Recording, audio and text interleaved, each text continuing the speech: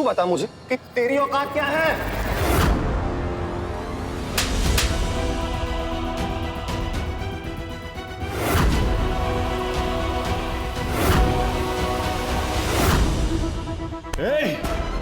आपकी इतनी हिम्मत कि आपने मुझ पे हाथ उठाया, ईशान सिंह ठाकुर पे हाथ उठाया। ये क्या कर रहे हो तुम?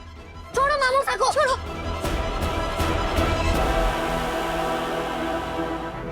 ईशान शांत हो जाओ, छोड़ दो मेरे पापा को। ये जो थप्पड़ मुझे मारा है ना, याद रखना, ये थप्पड़ बहुत महंगा पड़ेगा। आप मुझे संस्कारों के पाठ पढ़ा रहे थे, अपनी जवान बेटी के बारे में सोचा? इसके बारे में पता है कुछ? क्या करती है, कहां जाती है, किसके साथ जाती है, किसके साथ घूमती है?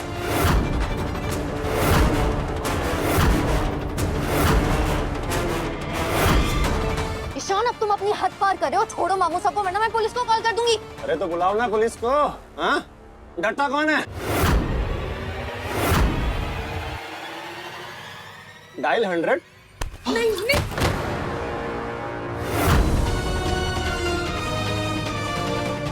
भाई साहब, अजनबी, पुलिस को कॉल नहीं, घर की बात बाहर गई तो बहुत बदनामी होगी और फिर हमारी दीपू के लिए कौन रिश्ता लाएगा?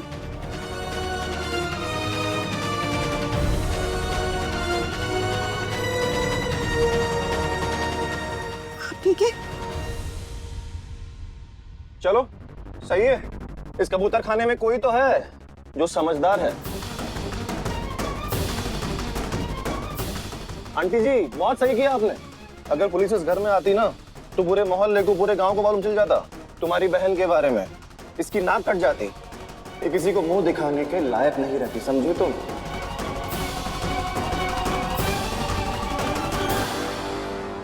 ये क्या, ये पूरा घर किसी को मुंह दिखाने के लायक नहीं रहता।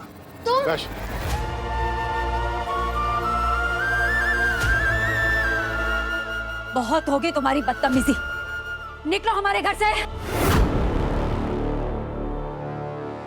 और तू क्या खड़ी देख रही है? चल कमरे के अंदर। खबरदार ऐसे लड़के से दोबारा मिली तो।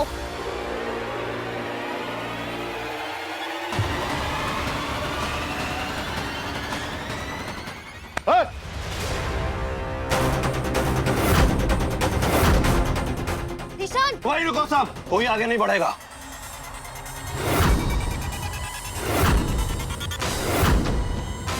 अगर कोई आगे बढ़ा तो लोग सोच भी नहीं सकते कि मैं इसके साथ क्या क्या कर सकता हूं।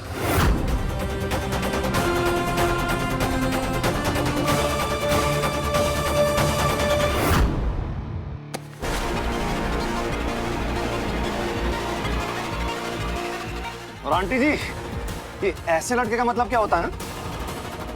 अरे आपकी बेटी की ना किस्मत बहुत अच्छी है जो मैं इसके इतना करीब खड़ा हूं।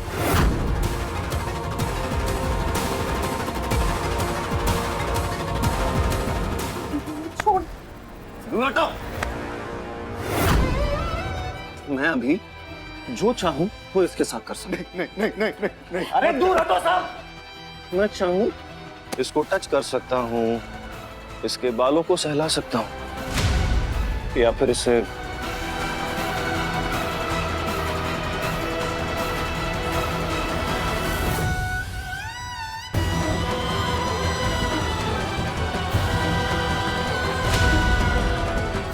छोड़ो ईशान। एंड ट्रस्ट मी, ये घर क्या, ये पूरा गांव मेरा कुछ नहीं बिगाड़ पाएगा, कोई मुझे नहीं रोक पाएगा।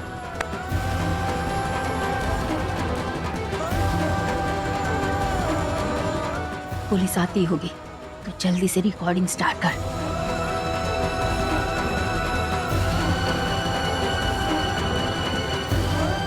अरे क्या हो गया? हाँ, अब अचानक से इतना सन्नाटा क्यों हो गया इस घर में? कोई तो बड़ी बड़ी बातें कर रहा था अभी। हाँ, पुलिस की धमकियां दे रहा था, अब क्या हुआ? लगता है डर गए सबके सब। लगता है सबकी समझ में आ गया कि मैं इस लड़के के साथ कितना भी खेलूं, कोई कुछ नहीं कर सकता।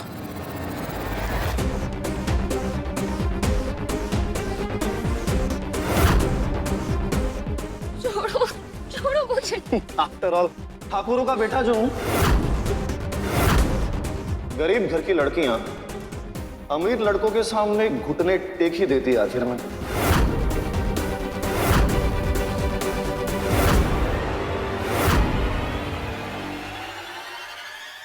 छोड़ दो उस लड़की को।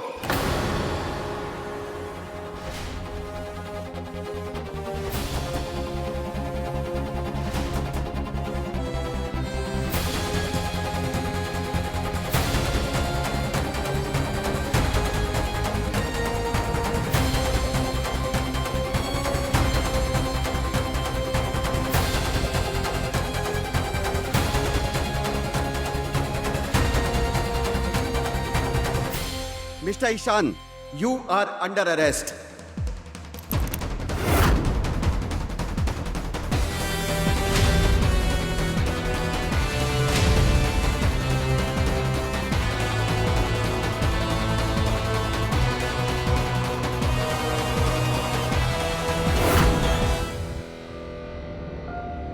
कांस्टेबल, लगाओ हथकड़ी और ले चलो इसे।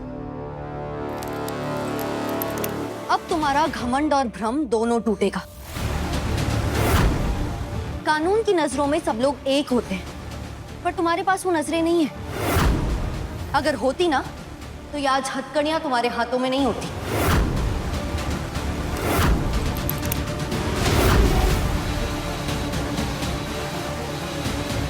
इंस्पेक्टर साहब, ले जाइए सवारा को। मैं आती हूँ थाने FIR लिखवाने। ले चलो।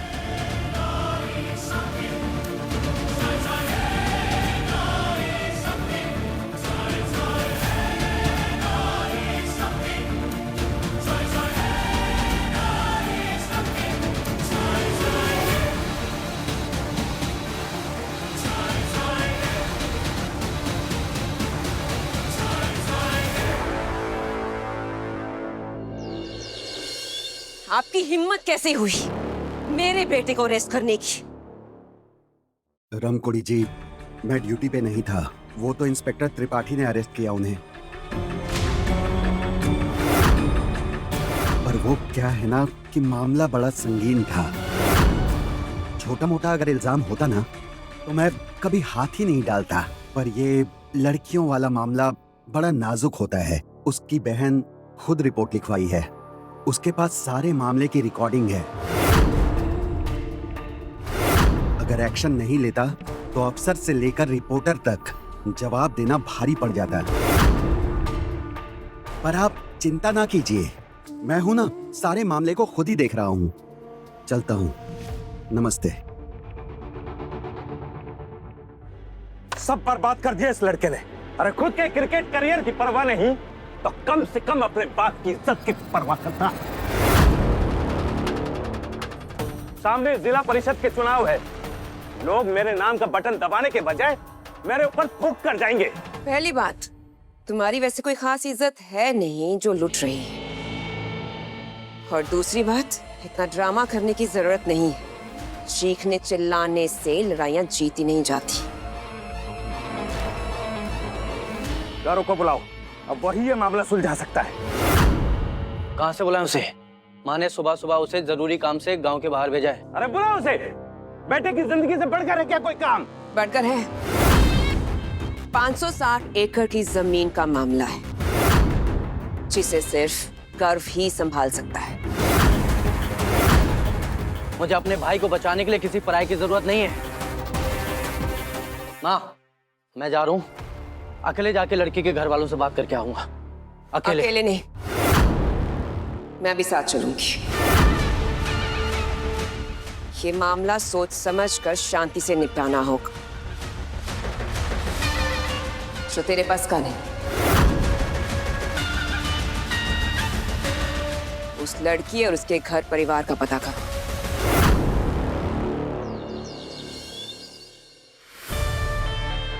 बोलना है ना तो अब बोल। अब बोल, माइक अंदर है, अब बोल। मेरी मौत के खिलाफ तूने इसे मुंह से बोला था ना। बता, इसे बना दूं कब्र। एक बात को याद रखना, मेरी माँ मेरे लिए भगवान है। और मेरे भगवान के खिलाफ कोई कुछ बोलता है तो उसकी सांसें रोक लेता हूं मैं, उसका जीना मुश्किल कर देता हूं। वैष्णवी सुबह से 4 चक्कर लगा चुके हैं थाने के, ऊपर से मोहल्ले वालों को भी अब सब पता चल गया है। सच्ची बहुत बदनामी हो गई हमारी। बदनामी नहीं, नाम हुआ है आपकी बेटी का।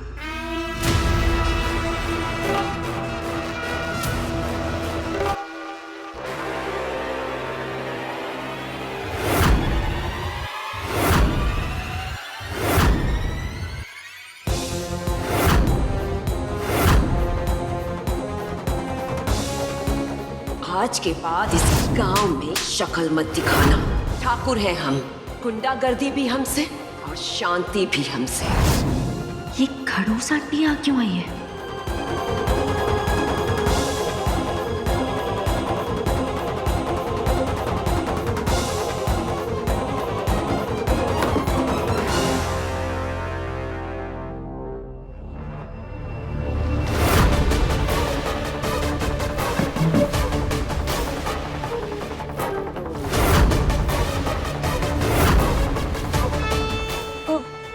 मेरे बेटे के साथ आपकी बेटी का नाम जुड़ना उसका नाम होना ही है।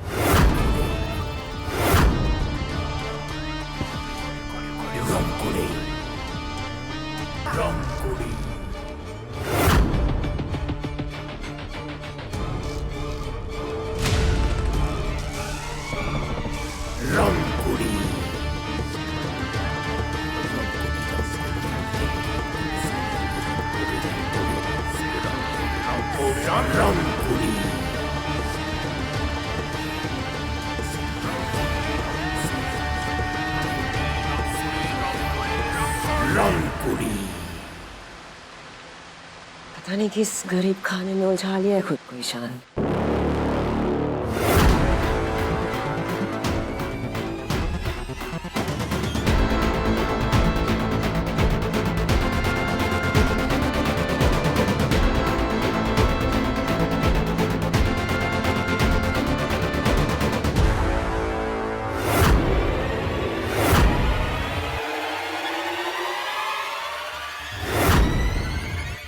तुम्हारी शक्ल बता रही है कि तुम इसकी बहन।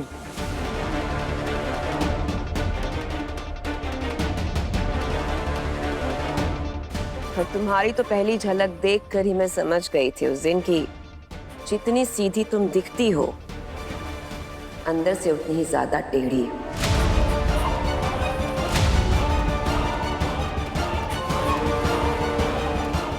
तो बताओ, तुमने ये सब मुझसे बदला लेने के लिए किया है ना?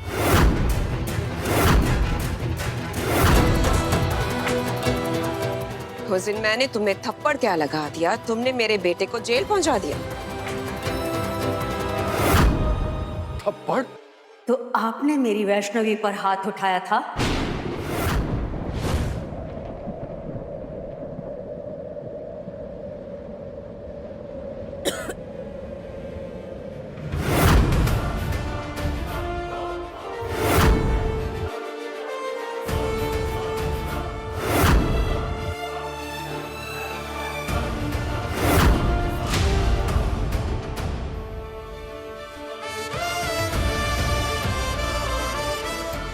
कौन है ये? इसका चेहरा इतना देखा देखा सा क्यों लग रहा है और इसे देखकर मुझे इतनी बेचैनी क्यों हो रही है?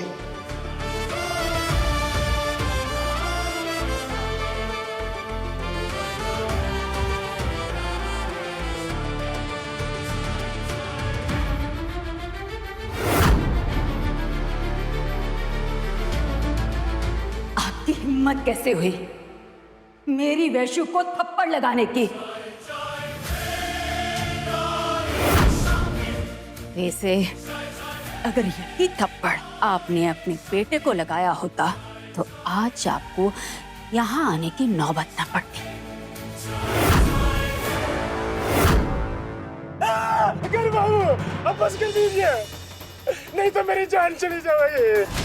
सच मानिए, मैंने आपकी माँ से कुछ नहीं कहा। झूठ कह रहा तू, झूठ कह रहा तू। मेरी माँ ने मुझे सब बताया। तूने उनके खिलाफ क्या कहा है, क्यों कहा है और कैसे कहा? झूठ कह रहा है तू? गरबा मत मारिए, मेरे छोटे छोटे बच्चे अनाथ हो जाएंगे, भगवान के लिए मुझे माफ कर दीजिए। सच में आपका बेटा ना बहुत बदतमीज है, ना उसे बड़ों की रिस्पेक्ट करनी आती है, ना लड़कियों के साथ ठीक से पेश आना आता है। आज उसने मेरी बहन के साथ लिमिट्स क्रॉस कर दी। ओ हेलो, यहाँ तुम्हारा सुनने के लिए नहीं आए हैं, मामला सलटाने के लिए आए हैं।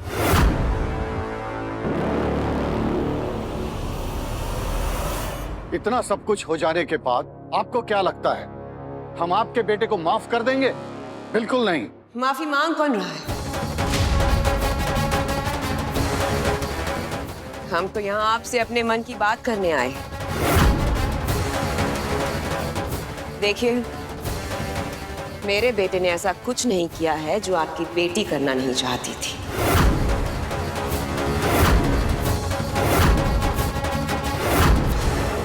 वैसे आपकी जानकारी के लिए बता दूं कि आपकी ये तितली अपनी मर्जी से उड़कर गई थी मेरे बेटे के पास।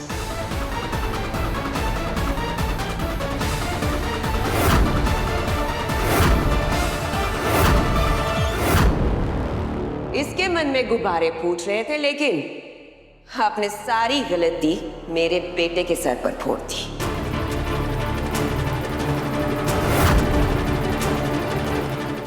अब कल कुछ हो जाता, किसी को पता थोड़ी ना चलता। लेकिन फिर भी आपने अपनी बेटी का वास्ता देकर मेरे बेटे को फंसा दिया।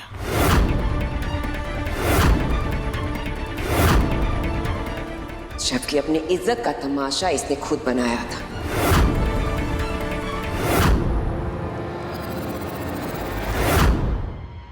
देखिए, हम खानदानी लोग हैं, ये छिछले काम हमसे नहीं होते।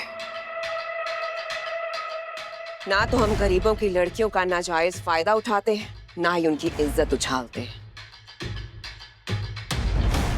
इसीलिए तो इतना कुछ लेकर आए हैं हम आपके लिए।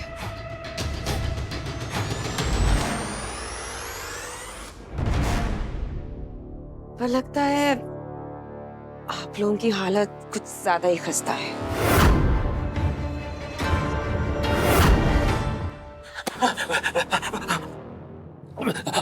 बेटा होता ना तो माफ कर देता, लेकिन मैं अपनी माँ का भक्त हूँ।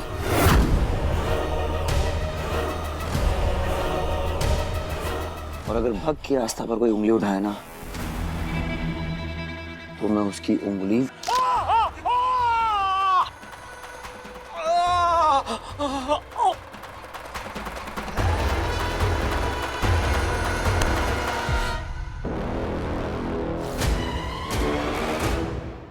साइन कर, और जो मेरी माँ का है उसे वापस कर। साइन कर। घर बाबू, ये जमीन कानूनी तौर पर तो मेरी है। यही बात तो मैंने आपकी माँ से कही थी, इसलिए। सही क्या है गलत क्या है वो मेरी माँ तय करती है, क्योंकि अदालत भी वही है और कानून भी वही। साइन कर। साइन कर।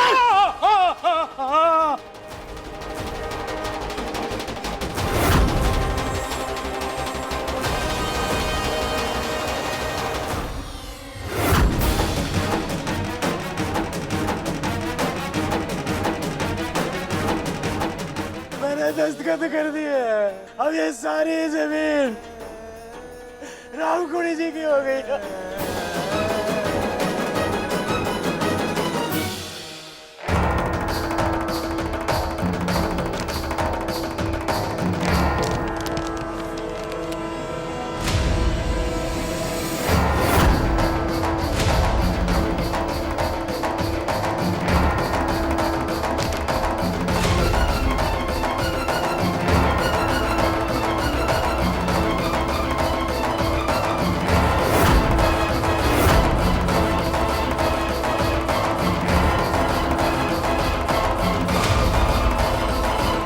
जरूरत से ज्यादा ही रख दिया मैंने, है ना? क्या करूं, मेरा दिल ही बहुत बड़ा है।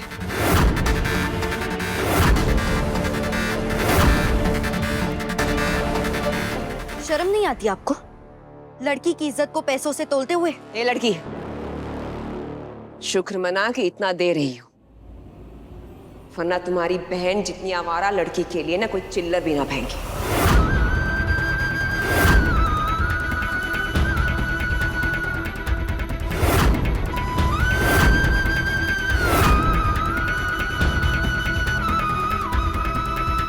आप वैष्णवी, एक मिनट। बहन जी, बात को आगे बढ़ाने के बजाय क्यों ना आपके हमारे गिले शिकवे दोनों बच्चों का रिश्ता जोड़ के खत्म कर दे। दिमाग खराब हो गया तुम्हारा? रिश्ते बराबर वालों से किए जाते हैं। जमीन आसमान का कभी मेल नहीं हो सकता।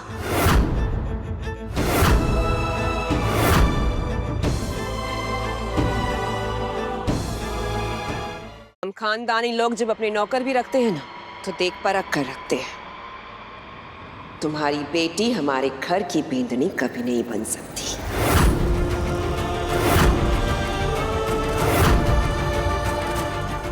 इसलिए अपने दायरे में रहकर बात करो।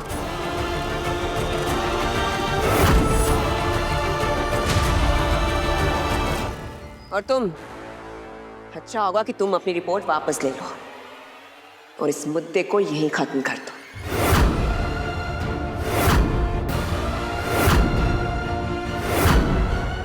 तुम सबको अपनी अपनी कीमत मिल चुकी है।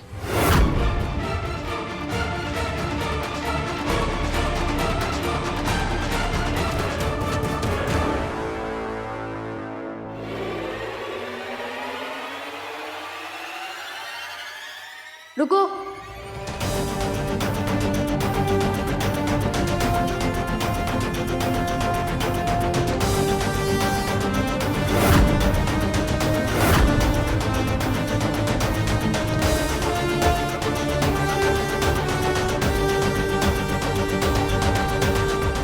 आप कुछ भूल रही हैं। एक मिनट।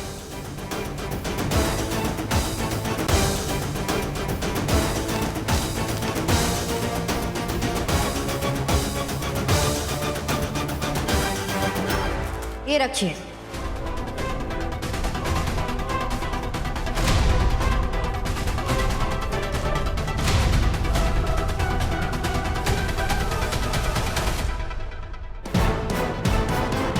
इन पैसों की जरूरत हमें नहीं, आपको पड़ेगी। अपने बेटे को बचाने के लिए वकील तो हायर करना पड़ेगा ना, क्योंकि मैं तो अपनी रिपोर्ट वापस नहीं लूंगी।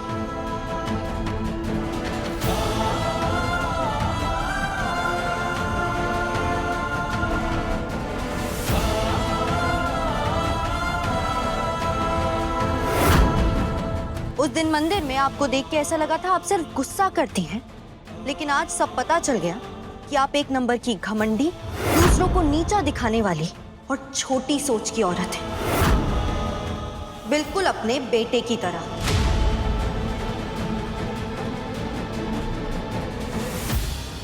आज के बाद हमारी दहलीज पे कदम भी मत रखना।